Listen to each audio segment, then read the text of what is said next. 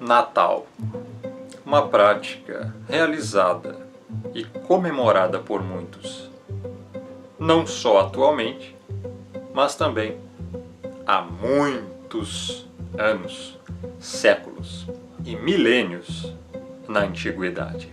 Hoje você vai aprender como surgiu o Natal, de onde surgiu o Natal, se o Natal é uma prática saudável ou não, se ela agrada o Altíssimo e se deve ser comemorada por aqueles que se dizem cristãos, evangélicos, espíritas, ateus, muçulmanos, hindus, católicos, romanistas, filhos do Altíssimo, judeus, israelitas, eleitos, não eleitos, todas as pessoas do mundo. O que significa realmente o Natal? E, por mais incrível que pareça, para onde vão as pessoas que comemoram o Natal? Inocentemente ou não? Eu sou Rômulo Marasquim, do canal Firmeza da Verdade.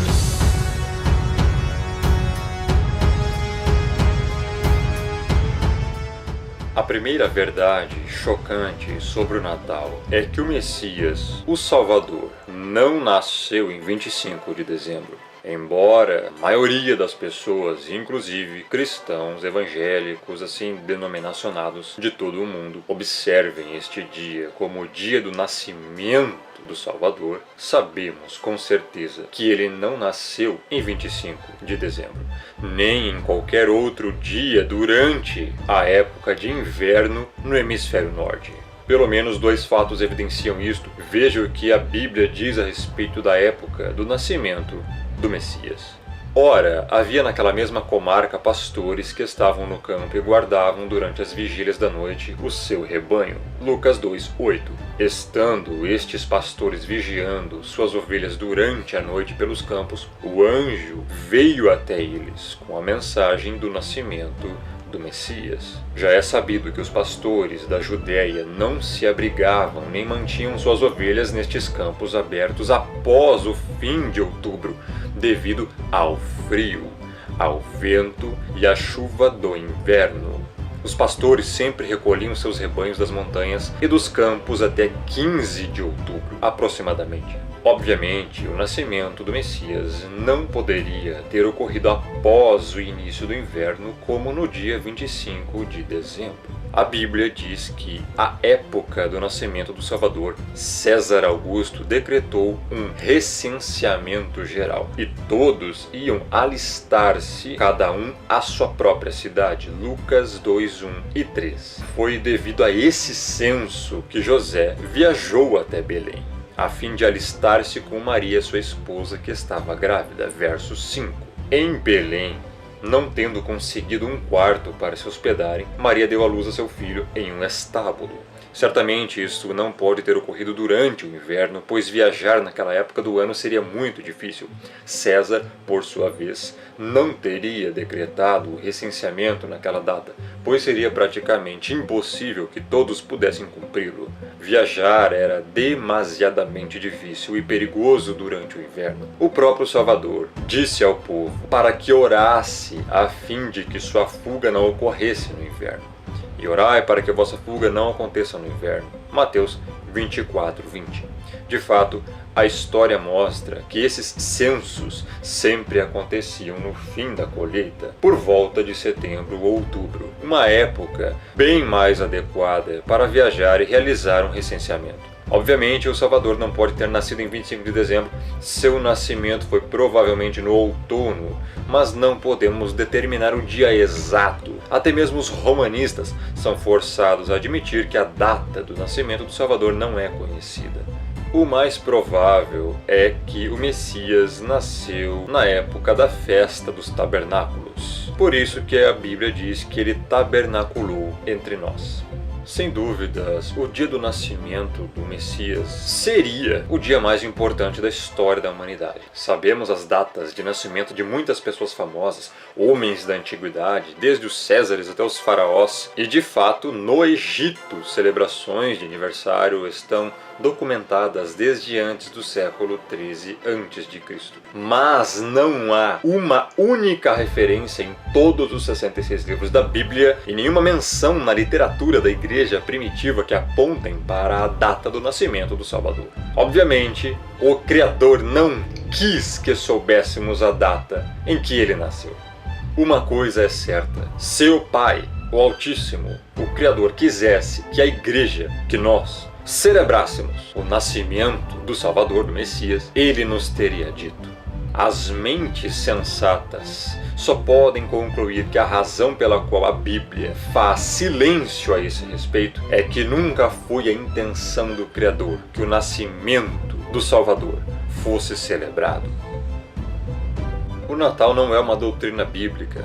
O Salvador e os seus apóstolos nunca fizeram do Natal um dia sagrado. Não há nenhuma passagem na Bíblia que nos incentive a celebrar o nascimento do Cordeiro.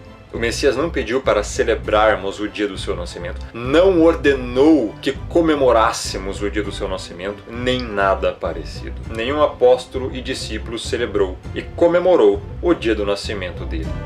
Isso te choca? Isso pode chocar a muitos, mas é a verdade. Então, o que é o Natal?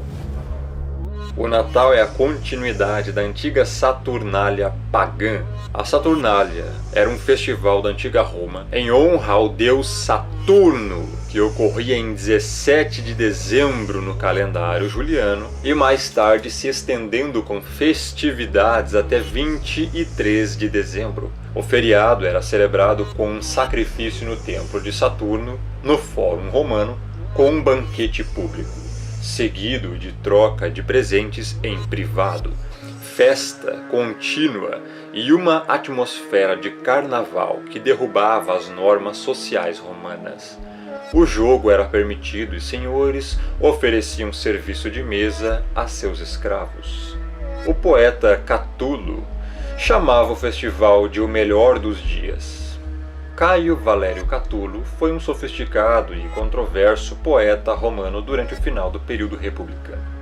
Na mitologia romana, Saturno era uma divindade agrícola que foi dito ter reinado sobre o mundo na Era Dourada, quando os seres humanos apreciavam a recompensa espontânea da terra, sem precisar do trabalho, em um estado de inocência. Pelo simples fato de o Natal não ser mencionado uma única vez na Bíblia inteira, é razão suficiente para que não tenhamos nada a ver com ele. O dia 25 de dezembro tem profundo significado religioso. De fato, muito antes do Salvador nascer, 25 de dezembro era mundialmente o mais reconhecido e celebrado feriado da antiguidade entre as nações idólatras. Esse dia era universalmente reconhecido e celebrado como o nascimento do deus Sol Mitra, que também era conhecido por diversos nomes em outras partes do mundo. O nascimento de outras divindades solares como Osíris, Horus, Hércules, Baco, Adonis, Júpiter, Tamuz, Saturno e etc. também era celebrado em 25 de dezembro. O Natal originou-se a partir do culto a um deus Sol. Era a celebração do solstício de inverno, um período de festanças, orgias e bebedices, exatamente do mesmo modo que muitos celebram ainda hoje. As atuais tradições natalinas, como a decoração do pinheiro, as luzes, os enfeites de folhas de azevinho e flor de Natal, também conhecida como poinsettia ou flor de papagaio, a troca de presentes, as festas e comemorações, são todos elementos essenciais desse solstício de inverno pagão. A história registra como essas celebrações pagãs se entrincheiraram firmemente na sociedade, e quando a seita romanista, mais conhecida como Igreja Católica Apostólica Romana, não conseguiu persuadir o povo a abandonar essas práticas idólatras, elas foram adotadas. A seita romanista adotou cada aspecto pagão dessas abomináveis tradições, incluindo a data, e simplesmente os renomeou. Agora, em vez de celebrar o nascimento de Tamuz ou Saturno, ou qualquer uma das outras divindades solares, A intenção seria a de celebrar o nascimento do tão conhecido e assim nominado Jesus Cristo. O cristianismo foi misturado com o paganismo. Foi no século V que a seita romanista ordenou que se observasse o nascimento de Cristo, assim nominado Cristo, no dia 25 de dezembro, o dia da antiga festa romana do nascimento do Sol. Um dos nomes do Deus Sol. Nenhum investigador honesto pode negar esses fatos claros. A palavra greco-romana Cristo, que vem de Krestos, significa crista. É por isso que você observa no capacete romano dos soldados o símbolo do seu deus, o deus Mitra, o deus Sol, a crista do capacete romano.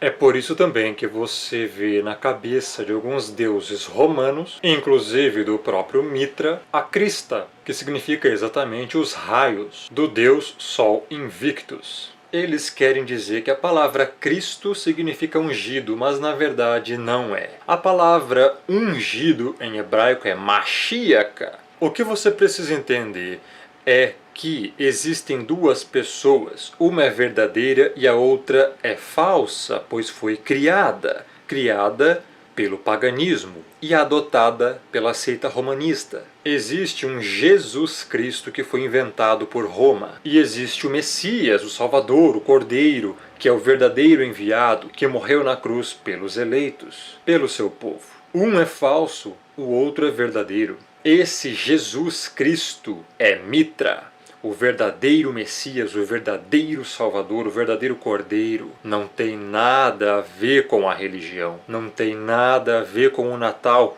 e não tem nada a ver com esses nomes paganizados, aportuguesados, blasfemos e heréticos que foram introduzidos na religião cristã. Quando você celebra o Natal, está efetivamente participando de um antigo ritual de culto a um Deus Sol, nada menos que um sacrilégio idólatra. Essa é a verdade, você querendo ou não, doendo ou não, você gostando ou não. Essa é a verdade. E isso só se entende pelo Espírito, não é por estudo, é pela convicção do que é verdade e do que é mentira, pelo discernimento que o próprio Espírito dá a quem Ele quer.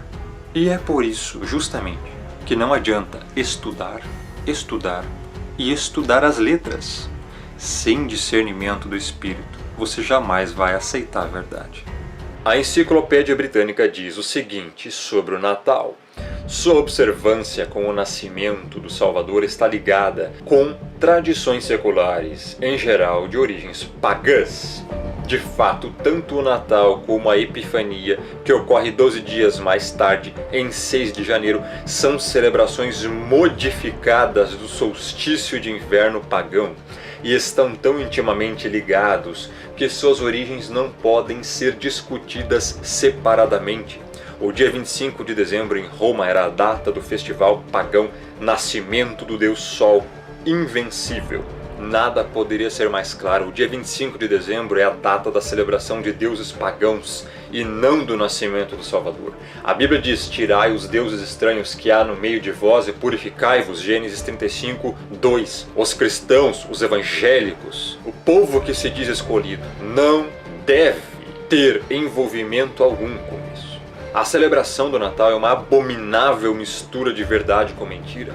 O Natal mistura o certo com o errado e polui a pureza e a verdade do povo eleito, com as práticas abomináveis do paganismo. Como podemos nos atrever a contaminar o santo nome do Messias, do Salvador, do Cordeiro, com as vis tradições do culto ao sol? Como podemos nos atrever a misturar os elementos pagãos do Natal, como a árvore de Natal, as guirlandas feitas com ramos de louro e azevinho, a figura do Papai Noel, a troca de presentes, com o verdadeiro culto ao Pai, ao Criador, ao Altíssimo, conforme ordenado na Escritura? Você acha que o Criador se agrada com tal mistura pagã? A Escritura já falava sobre isso. Portanto, dize a casa de Israel, assim diz o Criador: contaminai-vos a vós mesmos à maneira de vossos pais? e vos prostituístes com as suas abominações? E quando ofereceis os vossos dons e fazeis passar os vossos filhos pelo fogo, não é certo que estáis contaminados com todos os vossos ídolos até este dia? E vós me consultaríeis, ó casa de Israel. Vivo eu, diz o Criador, que vós não me consultareis. Quanto a vós, ó casa de Israel, ide, sirva cada um dos seus ídolos, pois que a mim não me queirais ouvir, mas não profaneis mais o meu santo nome com as vossas dádivas e com vossos ídolos. Ezequiel 20, 30 a 31 e 39. E a Bíblia continua em 2 Coríntios 6, 14 a 16. Que sociedade tem a justiça com a injustiça? E que comunhão tem a luz com as trevas? E que concórdia há entre o Salvador e Belial? Ou que parte tem o fiel com o infiel? E que consenso tem o templo do Criador com os ídolos? Nenhuma concórdia, nenhuma comunhão, nenhuma parte, nenhum consenso. O Natal é 100% pagão. Quem comemora ou celebra o Natal, todo o ritual natalício, está sendo antibíblico, fazendo uma coisa totalmente antibíblica e sendo uma abominação, ao mesmo tempo em que comete uma abominação àquele que é santo, santo, santo. Com isto em mente, considere o que o Criador diz a Jeremias 10, 1 a 5 e considere com a atual tradição de decorar as árvores de Natal. Ouvi a palavra que o Criador vos fala a vós, ó casa de Israel. Assim diz o Criador: não aprendais o caminho dos gentios, nem vos espanteis dos sinais dos céus, porque com eles se atemorizam as nações. Porque os costumes dos povos são vaidade, pois corta-se do bosque um madeiro, obra das mãos do artífice, feita com machado, com prata e com ouro o enfeitam, com pregos e com martelos o firmam, para que não se mova. São como a palmeira, obra torneada, porém não podem falar, certamente são levados, porquanto não podem andar. Não tenhais receio deles, pois não podem fazer mal, nem tampouco têm poder de fazer bem. Aqui está falando de uma árvore de Natal, e que isso era uma obra pagã, consagrada a deuses pagãos. Quem tem uma árvore de Natal dentro de casa, ou até mesmo dentro de um templo religioso, de alguma denominação qualquer, na verdade tem um ídolo ali dentro.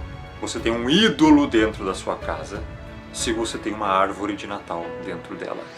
Você tem um ídolo dentro da sua denominação se você tem uma árvore de Natal ali dentro. Isso é abominável aos olhos do Pai. Ele não tolera nenhum ídolo. A troca de presentes. Para muitas pessoas, os presentes são a parte mais importante do Natal. Muitos chegam a se endividar para comprar presentes caros e dá-los para pessoas de quem nem sequer gostam. Mas na verdade, essa prática veio da tradição de dar presentes durante a época dos feriados, antes mesmo que existisse o Natal. Os antigos romanos trocavam presentes durante o festival de inverno da Saturnália, que era o culto consagrado ao deus pagão Saturno. Nada contra presentear alguém. Dar presentes, ajudar alguém, isso não é errado. Isso até é bíblico. Devemos ajudar o próximo, amar o próximo, suprir as necessidades dele. Se ele está necessitado, vai e ajuda-o. Nada contra presentear ninguém. O problema está no detalhe da cerimônia pagã, que está ligado ao ritual pagão idólatra, em tal comemoração. Então tudo isso é unido, os presentes, a cerimônia e tudo mais. E aí se torna um problema. O Papai Noel. Algumas pessoas querem que acreditemos que Papai Noel foi São Nicolau, um santo e bondoso velhinho que generosamente distribuía presentes aos necessitados. Os fatos históricos, contudo, provam outra coisa. Realmente não há evidência válida que tenha existido algum São Nicolau, apesar da tradição romanista.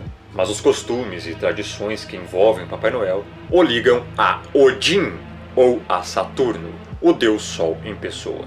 O Papai Noel foi conhecido por muitos nomes em diferentes países ao longo dos séculos, mas os costumes que o cercam permaneceram os mesmos. Ele sempre foi um homem muito idoso, gentil, de barbas brancas, e isto devido à sua idade. Uma vez ele era Odin, mas quando o cristianismo afugentou os velhos deuses, ele apareceu novamente como São Nicolau. Em inglês, Papai Noel é Santa Claus. Interessante notar que se nós apenas invertermos algumas letras, se torna Satã, que é uma referência clara a Satanás, o nosso inimigo. E o Claus, de Santa Claus, significa o quê? Vem do alemão Klaus, uma contração e diminutivo de Nicolaus, uma referência a São Nicolau, o que implica ainda mais num paganismo idólatra de falsos deuses. Desse tal de Santa Claus, São Nicolau e Papai Noel não eram vermelhas, eram verdes. No século passado é que essas cores foram mudadas pela Coca-Cola. Tudo por uma questão de marketing, produtos e vendas. Dinheiro. O visual vermelho e branco ganhou impulso em 1931, quando a Coca-Cola realizou uma grande campanha publicitária usando um Papai Noel. E desde então, ele tem esta aparência. Seu lar é muito distante, talvez no céu, no Polo Norte, ou em algum país remoto, de onde vem montado em um trenó puxado por renas. Ele pode vir secretamente à noite ou à luz do dia, acompanhado de uma comitiva de demônios mascarados e estranhas formas de animais. Geralmente está associado com o fogo, entrando pela chaminé ou deixando os presentes perto da lareira. Lembre-se que se trata de um deus sol. E como os antigos deuses dos quais é descendente, pode perscrutar o coração e conhecer os pensamentos e as ações ocultas de todos que ele visita. Inegavelmente, o Papai Noel é uma espécie de Deus, entre aspas, devido aos seus atributos de, também entre aspas, divindade. Ele consegue visitar todas as casas da Terra em uma única noite. Abre aspas, onipresente, fecha aspas. Conhece tudo sobre o comportamento das crianças. Abre aspas, onisciente, fecha aspas. Recompensa os bons e pune os maus. Exatamente como o Criador. Até mesmo os pais cristãos já declararam a seus filhos que o Papai Noel é um Deus, dizendo coisas como: seja um bom menino, porque o Papai Noel está vendo. Ou, vamos dizer ao Papai Noel o que você quer para o Natal, etc. Contudo, o Criador disse: não terás outros deuses diante de mim. Êxodo 20, verso 3. Não resta dúvidas que Papai Noel é ninguém menos que o deus pagão cultuado no passado como Odin ou Saturno.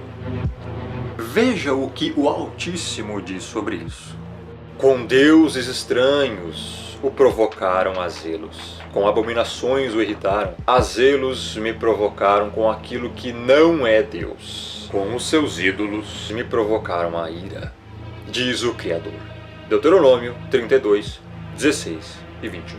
Vemos que o Natal é uma comemoração e celebração totalmente idólatra e pagã. A Bíblia diz: portanto, qualquer que quiser ser amigo do mundo, constitui-se inimigo do Criador, do Pai, do Altíssimo. Tiago 4, verso 4. Todos os que estão comemorando o Natal estão sendo amigos do mundo, celebrando festas pagãs e idólatras a outros deuses. Portanto, estão sendo inimigos do Pai. Essa é a verdade, a mais pura verdade. Todos os que comemoram e celebram o Natal estão sendo inimigos do Altíssimo, pois estão fazendo práticas que são consagradas ao mundo, que não tem parte alguma com o Eterno. E aí que está o problema. Portanto, se tornam amigos do mundo e automaticamente inimigos do Criador. E alguns ainda podem dizer: mas não privaremos nossas crianças se não celebrarmos o Natal? Mas privá-las de quê? da verdade. Se você quiser realmente privá-las, continue celebrando os feriados do mundo, continue celebrando a Saturnália romana, adorne a árvore da idolatria, continue mentindo para seus filhos sobre o Papai Noel e você vai privá-los da verdade, da luz e talvez de muito mais do que isto. Se você já leu Apocalipse 21:8, sabe qual será o destino dos mentirosos, leia também Gálatas 5:20 a 21 e 1 Coríntios 6:9 a 10 e veja para onde os idólatras irão. A Escritura diz que só há um caminho. Este caminho é o Salvador, o Messias, o Cordeiro. Eu sou o caminho, a verdade e a vida. Ninguém vem ao Pai senão por mim, disse ele. E ao Hanan 14, verso 6. Mas quando vier aquele Espírito de verdade, ele vos guiará em toda a verdade. Porque não falará de si mesmo, mas dirá tudo o que tiver ouvido e vos anunciará o que há de vir. Yohanan 16, verso 13. Se você não está sendo guiado na verdade, se você continua no engano, o Espírito Santo, o Espírito da verdade, não está te guiando. Agora, vamos falar um pouco de história? Vamos entrar no aspecto da historicidade do Natal. Você sabia, por exemplo, que comemorar o Natal era proibido nos Estados Unidos até 1836? Acredite ou não, o Natal já foi proibido e por cristãos. Todas as atividades de Natal, incluindo danças, peças sazonais, jogos, cantar canções natalinas e, sobretudo, de beber, foram proibidas pelo parlamento, dominado pelos puritanos da Inglaterra em 1644, com os puritanos da Nova Inglaterra seguindo a tendência.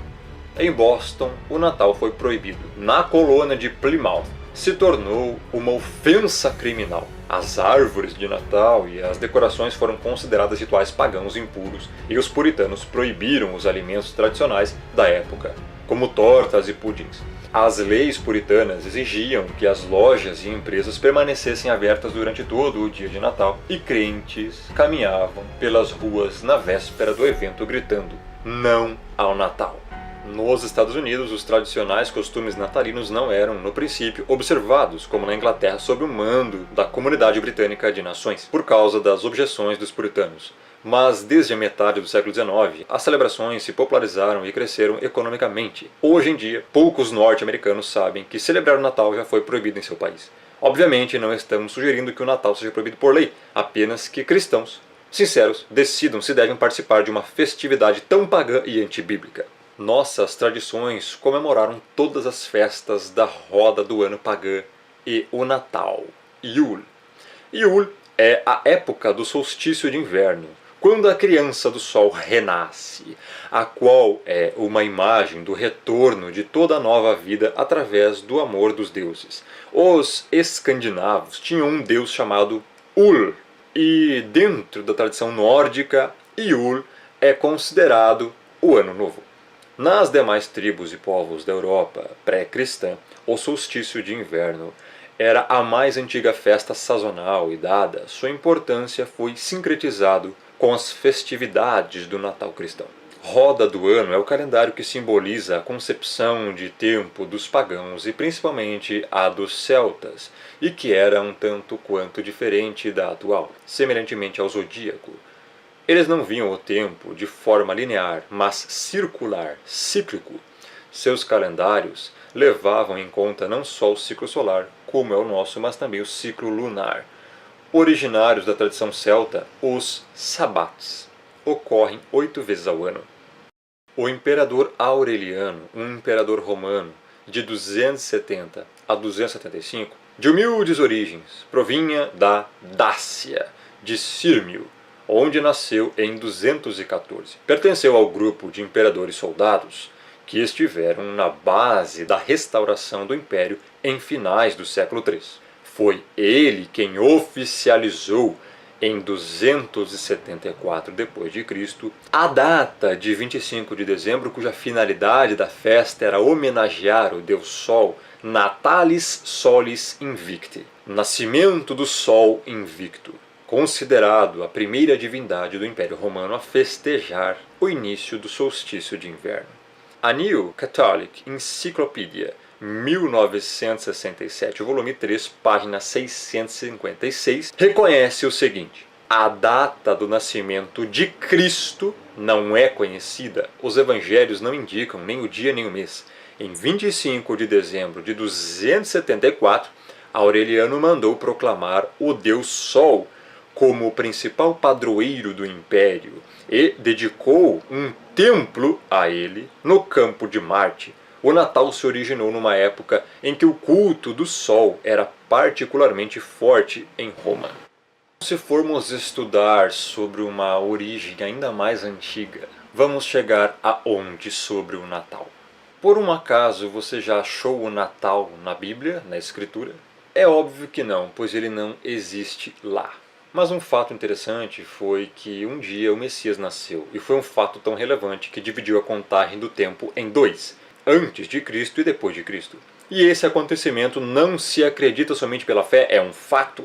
Agora, como não tiveram como negar isso, inventaram o Papai Noel, as reinas, os duendes e os presentes. Com isso, as crianças crescem acreditando que Papai Noel existe, e à medida que vão crescendo, descobrem que Papai Noel na verdade não existe, nunca existiu, e que tudo era uma farsa. Por associação, subliminarmente, também passam a não dar muito crédito a Jesus Cristo, ao Messias, ao Salvador, a Ele, ao enviado, ao ungido que veio morrer pelos eleitos, pelo povo do Criador.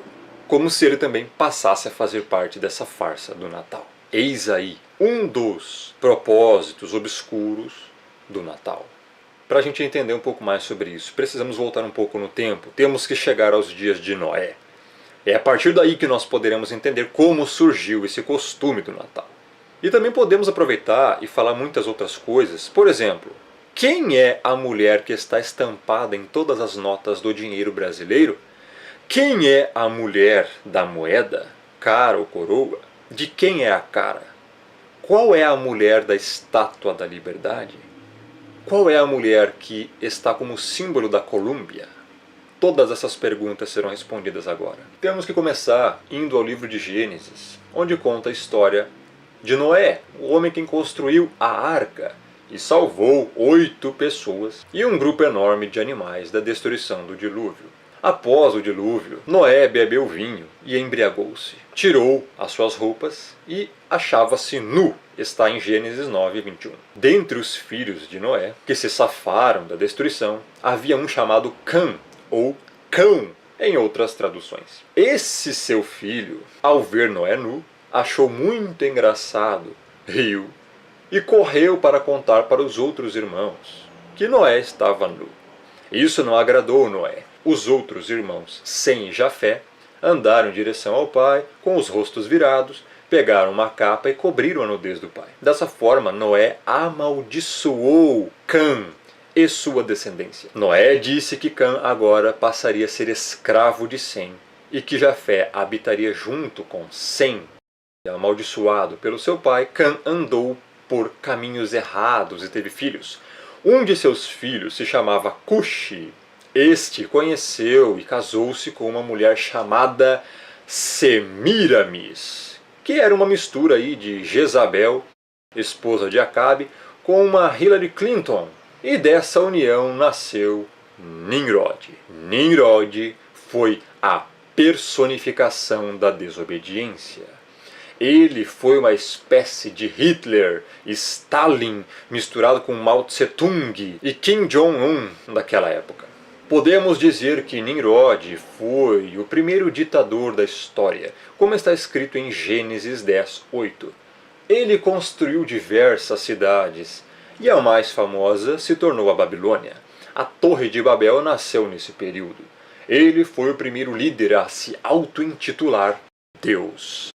Nesse avanço de Nimrod como senhor do mundo, entre aspas, já naquela época, construindo as cidades, juntando as pessoas em grupos num só lugar, o que era contrário ao que o Criador mandava fazer, pois o Pai mandava para serem fecundos e que se espalhassem sobre a face da terra. Nimrod cultuava a quem ele dizia que era ele próprio, neste caso, o Sol. Ele se intitulou como sendo o Deus Sol. Esse homem, não ficando apenas nas aberrações que fazia, nas idolatrias que promovia e nas orgias que praticava e incentivava, se apossou da própria mãe. Sim, vou repetir se você não entendeu. Nimrod se apossou sexualmente da própria mãe. Ele fez a própria mãe de sua mulher. Semíramis, então, deteve para si o título de deusa, porque o seu filho e marido, ao mesmo tempo, dizia que era Deus. Ela também, como mãe e mulher dele, dizia que era deusa. Inclusive, ela mesma buscava reverência para ela, como se ela fosse a lua. O tio-avô de Nimrod, Sem, matou-o, espedaçou-o e separou seus pedaços. Então Semíramis, a sua esposa e mãe, pensou: um Deus não morre. E ela contou uma história de que ele não havia morrido e que ele simplesmente havia ido para o lugar dele, que era no sol, e falava que ele era o sol. Nimrod é o patriarca dos senhores do mundo, que estão aqui nos nossos dias atuais. Todos eles são da descendência vinda após Nimrod. E os senhores do mundo são seus seguidores. Por isso, o símbolo Illuminati é a pirâmide com o olho que tudo vê, pois o olho que tudo vê também simboliza Nimrod. Nesse meio tempo, ela então fica grávida. Mas como poderia, se o marido, que ao mesmo tempo era filho, era o sol? Então ela contou mais uma história mítica, mais mirabolante ainda. O Deus Sol me engravidou. Vou conceber um fruto do espírito do Deus Sol. Mas na verdade é óbvio que ela tinha feito um filho fora do casamento. Isso é mais do que lógico. Semíramis era uma mulher que não valia nada e hoje é homenageada por todo mundo. Era uma prostituta. Após a morte do marido, grávida, dizia que seu filho, que iria nascer, era o Filho de Deus e colocou nele o nome de Tamuz. A Bíblia fala de Tamuz em Ezequiel 8, 14 e 18. Levou-me à entrada da porta da casa do Criador, que está no lado norte. E eis que estavam ali mulheres assentadas chorando a Tamuz. Vou repetir. Eis que estavam ali mulheres assentadas chorando a Tamuz. Disse-me: vês isto, filho do homem? Verás ainda abominações maiores do que estas. Por quê? Estas mulheres estavam celebrando o Natal com uma árvore de um pinheirinho de Natal, chorando a Tamuz. Levou-me para o átrio de dentro da casa do Criador. E eis que estavam à entrada do templo, entre o pórtico e o altar, cerca de 25 homens de costas para o templo e com o rosto para o oriente.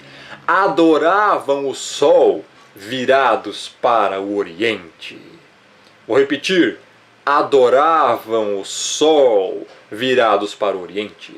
Ou seja, também estavam adorando a Tamuz e a Nimrod. Então me disse: vês, filho do homem? O Criador falando isso para Ezequiel. Está vendo, filho do homem? Está vendo, Ezequiel? Acaso é coisa de pouca monta para a casa de Judá o fazerem deles as abominações que fazem aqui, para que ainda encham de violência a terra e tornem a irritar-me? Ei-los a chegar o ramo ao seu nariz, pelo que também eu os tratarei com furor. Os meus olhos não pouparão, nem terei piedade. Ainda que me gritem aos ouvidos em alta voz, nem assim os ouvireis. O Criador está falando que todos aqueles que comemoram o Natal estão comemorando uma festa pagã, adorando Tamuz e o Deus Sol, Nimrod, e que o Pai considera isso uma abominação e que ele vai tratar com violência, furor, e não terá piedade e nem serão poupados, ainda que gritem aos ouvidos do Pai. com alta voz, nem assim ele os ouvirá. Isso é um juízo do Criador para todos aqueles que comemoram e celebram o Natal. O Natal é uma festa pagã que irrita o Criador. Olha o que ele disse no verso 17. Para que ainda me encham de violência a terra e tornem a irritar-me. Muito cuidado com o que você está fazendo. Abandone as práticas idólatras. O Criador está te mandando fazer isto. Tammuz, filho do Deus Sol, que ficou sendo considerado como menino Deus, nasceu exatamente ao equivalente ao dia 25 de dezembro naquela época. Depois que Semíramis deu à luz a Tammuz, começou a dizer que esse garoto era então o próprio Nimrod, o próprio Deus Sol, agora reencarnado. E daí surgiu a base para a teoria da reencarnação. Eis aí de onde surgiu a teoria da reencarnação.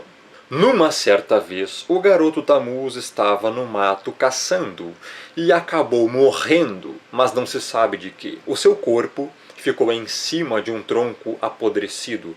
A sua mãe, Semíramis, para não dizer que seu filho havia morrido como qualquer outro mortal, já que ele era Deus, supostamente, espalhou a notícia que seu filho tinha voltado para o céu, para o seu lugar, para o sol, já que ele era o próprio Nimrod. Mas é claro que nós sabemos que tudo isso era uma mentira para eles se manterem no poder e serem vistos como os espirituais, os poderosos da época. E naquele tronco podre, onde o garoto caiu em cima, nasceu um pinheiro.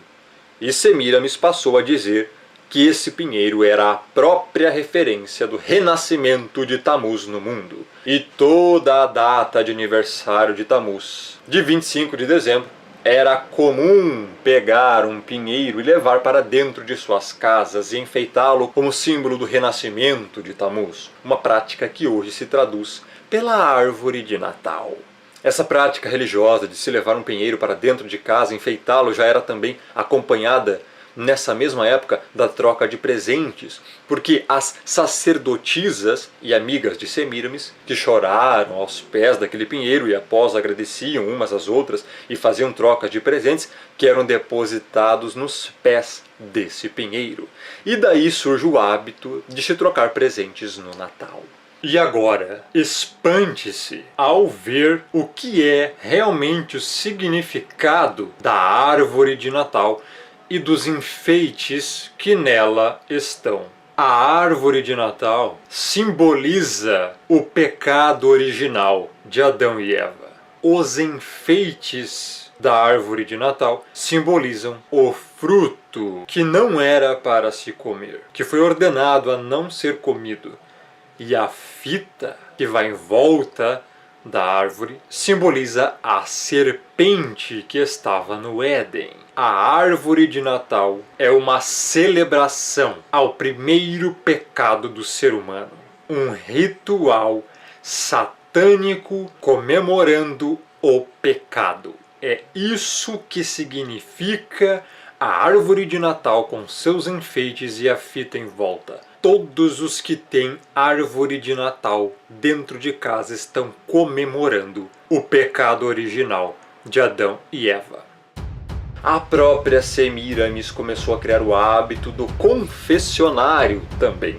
As pessoas deviam se confessar a ela e às suas sacerdotisas para ter os seus erros perdoados. Dessa atividade surgiu a crença errônea de se confessar para padres e o símbolo da justiça. Porque o que as pessoas faziam de bem e confessavam era colocado de um lado da balança e do outro lado da balança as coisas que as pessoas não faziam de bom. Ou seja, de ruim era colocado do outro lado do prato da balança. E aí haveria que ter justiça para qual lado da balança pesaria mais. É por isso que até hoje o símbolo da justiça é Semíramis. Da crença e das organizações de Semíramis surgiram todos os fundamentos para tudo o que se diz respeito à religião ainda nos dias de hoje. E dando sequência ao assunto sobre quem é a mulher da nota e da moeda brasileira, E quem é a mulher da Estátua da Liberdade? Parece mentira, mas não é. É Semíramis, a mulher da nota e da Estátua da Liberdade. Pense bem, que homenagem poderia ser maior que essa para os senhores do mundo? Pense comigo, qual homenagem seria maior do que colocar no dinheiro o rosto de quem está sendo homenageado? Você já imaginou a importância para os senhores do mundo isso?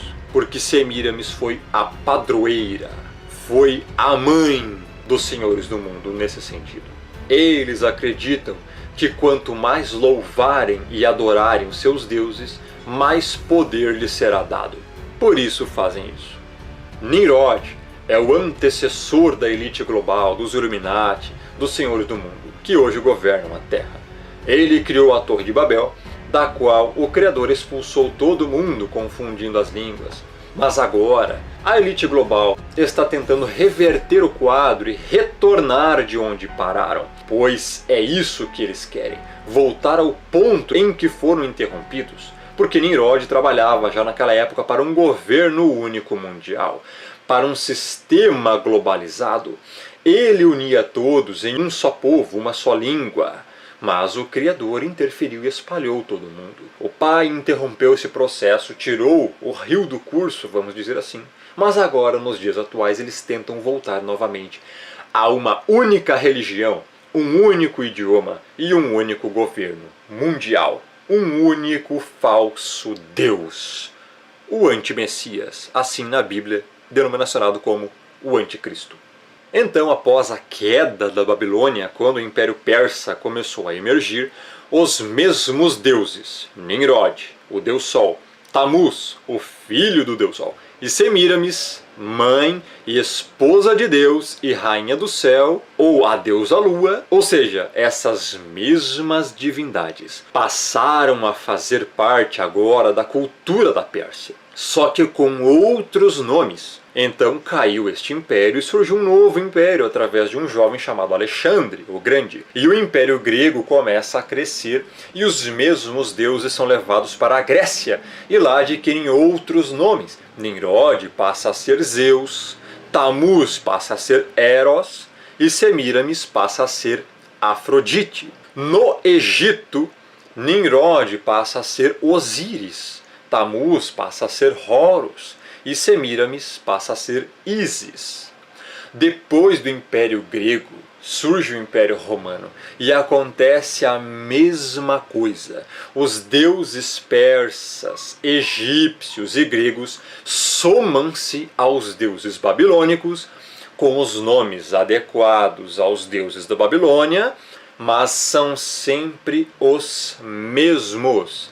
É sempre a figura do pai, da mãe e do filho, a família profana. E chega aos nossos dias. Nós temos Semíramis espalhada por todo lado. Mesmo no Brasil, quando iam fundando mais e mais cidades, já iam colocando ali um deus padroeiro. Por exemplo, no Rio de Janeiro é São Sebastião. Além do próprio Nimrod, é claro. Cada localidade, cada cidade, cada região tem um deus padroeiro. No Brasil tem a padroeira Semíramis, mais conhecida como Aparecida, ou Nossa Senhora Aparecida.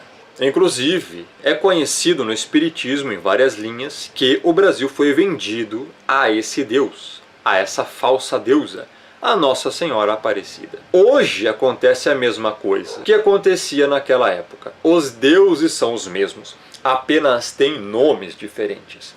E o Natal surgiu daí. 25 de dezembro é a data de nascimento do filho de Nimrod chamado Tammuz. E, acredite se quiser, a transliteração para os nossos dias, infelizmente, é Jesus. O Messias falava hebraico. A mãe dele chamava ele pelo nome em hebraico. O nome dele é em hebraico. No alfabeto hebraico, sequer a letra J tem. Ou seja, este não é o nome dele. Nome não se traduz, se translitera para o entendimento. Logo, celebrar feriado pagão e afirmar que está honrando o Messias é como ter um caso e afirmar que está honrando a esposa. onde o Messias nos manda fazer festa de aniversário, com bolos, velas, cantiga e ainda apagar a luz. Compare a hora de cantar parabéns com um centro de feitiçaria. Eles ficam em pé ao redor de uma mesa com as luzes apagadas. Em cima da mesa, velas acesas, e eles cantam no escuro. Não é muita coincidência. Quem habita no escuro? Quando apagam as luzes e cantam, a quem eles cantam? A Deus? Ao Criador? A alguma divindade? De forma alguma. No aniversário acontece uma idolatria.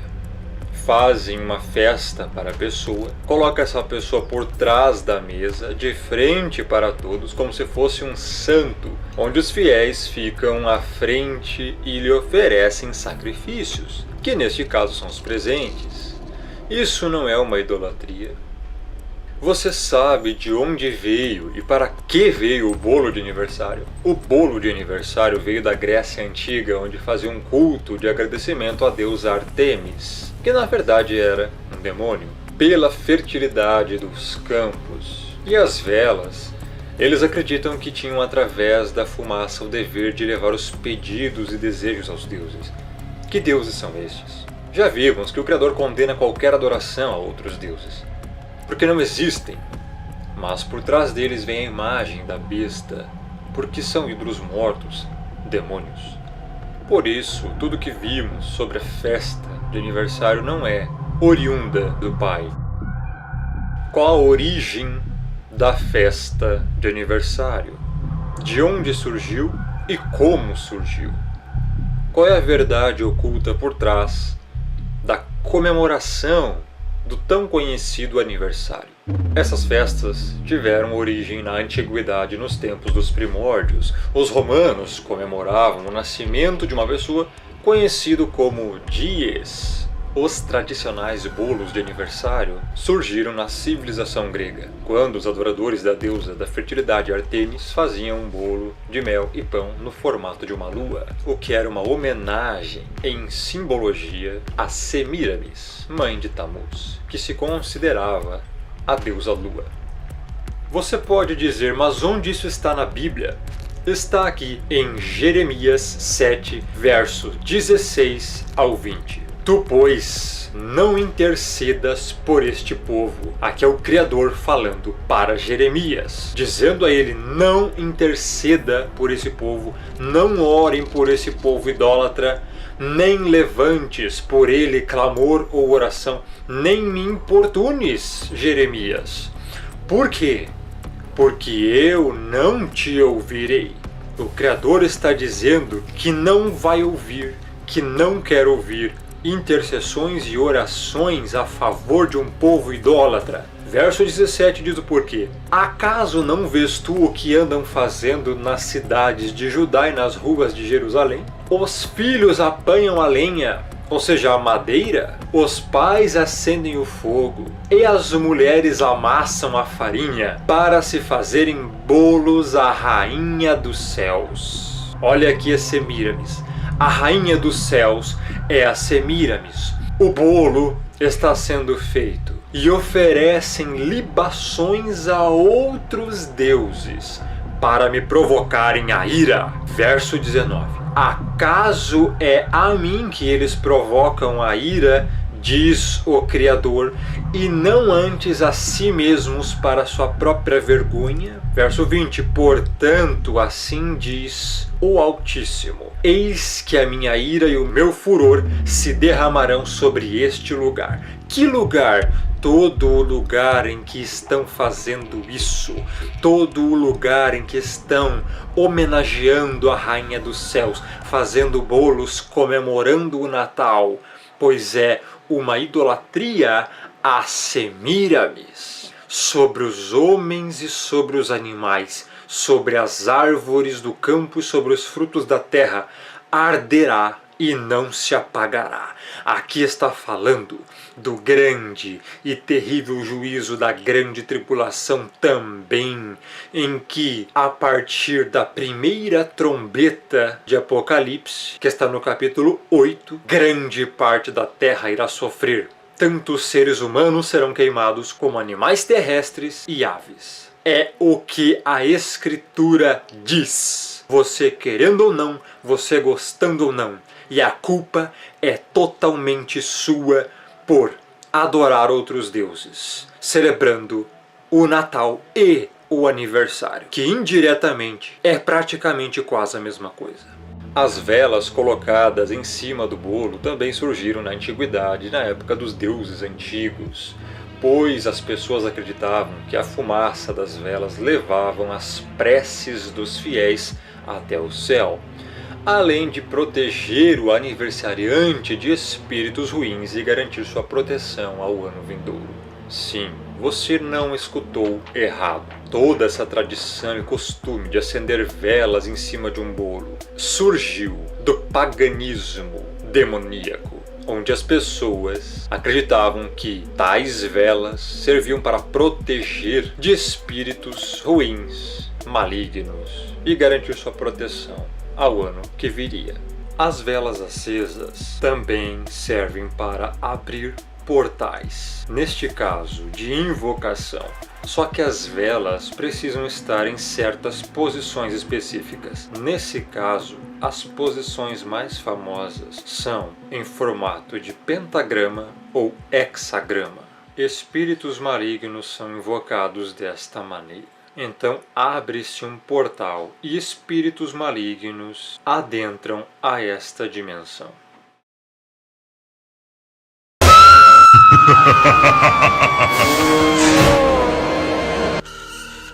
Esses costumes de bolos e velas são costumes de adorações a demônios. Quando a pessoa prepara a tradição de bolo e vela ao aniversariante, a mesma está fazendo adoração oculta aos deuses greco-romanos. Podemos citar de que o mesmo jeito é comemorar a Páscoa, o Natal, Carnaval, São João e etc. A Páscoa da forma mundana, de coelhinhos e ovos, que não tem nada a ver com o real significado da Páscoa. Mas o que as escrituras sagradas relatam sobre aniversários, na verdade existem duas passagens de aniversários nas escrituras, e não foram nada positivas. Apenas duas. Vejamos. E aconteceu ao terceiro dia, o dia do nascimento de Faraó, que fez um banquete a todos os seus servos e levantou a cabeça do copeiro-mor e a cabeça do padeiro-mor no meio dos seus servos, e fez tornar o copeiro-mor ao seu ofício de copeiro, e este deu o copo na mão de Faraó, mas ao padeiro-mor enforcou, como José havia interpretado. Gênesis 40, 20 a 22. Ou seja, no aniversário do Faraó houve morte. Lembrando também que Faraó invocava Horus e era um ímpio. Vejamos a outra passagem, que foi no aniversário de Herodes. Festejando-se, porém, o dia natalício de Herodes, dançou a filha de Herodias diante dele, e agradou a Herodes. Por isso prometeu com juramento dar-lhe tudo o que pedisse. E ela, instruída previamente por sua mãe, disse: "Dá-me aqui num prato a cabeça de João Batista."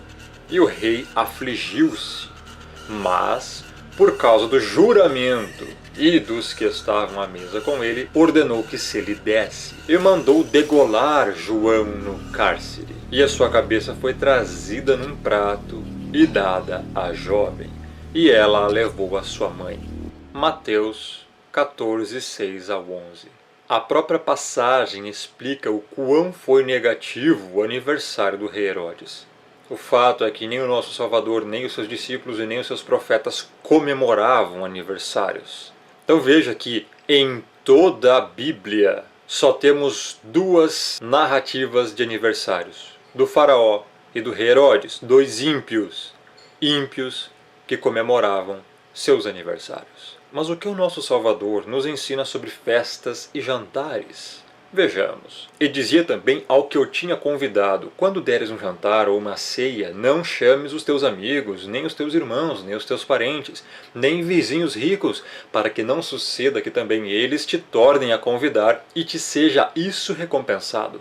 Mas quando fizeres convite, chama os pobres, aleijados, mancos e cegos, e serás bem-aventurado, porque eles não têm com o que te recompensar, mas recompensado te será na ressurreição dos justos. Essa ressurreição dos justos refere-se ao dia da volta do Messias, que será apenas no final da grande tribulação. E então serão dados os galardões, as recompensas, aos salvos. Na interpretação, o que é mais importante para o Salvador é o convite das pessoas mais humildes e necessitadas, e não de pessoas que possam recompensá-las, como parentes, amigos, irmãos e ricos.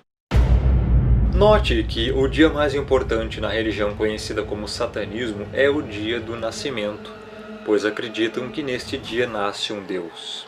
Anton LaVey, fundador da Igreja de Satã, disse: "I'm glad that Christians' parents let their children worship the devil at least one night out of the year." Estou feliz que pais cristãos deixam suas crianças adorarem o diabo pelo menos uma noite do ano. Ele disse isso em referência ao aniversário. E ele também disse: "Birthdays, the highest of all holidays in the Satanic religion, is the date of one's own birth." O maior de todos os feriados na religião satânica é a data do próprio aniversário da pessoa. E veja aqui uma cena do seriado Sabrina, que é transmitido na Netflix como entretenimento familiar. O próprio Satanás, sentado junto na comemoração do aniversário da Sabrina. Quer mensagem subliminar mais direta do que essa?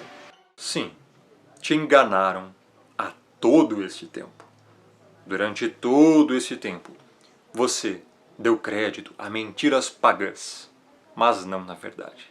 Todos aqueles que não se arrependem e não mudam, não param imediatamente de comemorar o Natal. Todos aqueles que estão comemorando o Natal estão cometendo idolatria, pecados abomináveis contra o Pai e não são salvos, pois estão consagrando dias a falsos deuses, demônios, denominações que estão incutindo dentro delas costumes pagãos de Natal, tem até denominações com árvores de Natal dentro. Estão cometendo grave pecado. Não estão agradando o Criador. Devem parar imediatamente, se arrepender, se converter, pois estão cometendo idolatria. Quem não se arrepende não é salvo. E se você está comemorando isso e quer fazer as coisas corretamente, você deve parar imediatamente com isso. O Criador está te chamando para parar de ser idólatra e cometer costumes pagãos.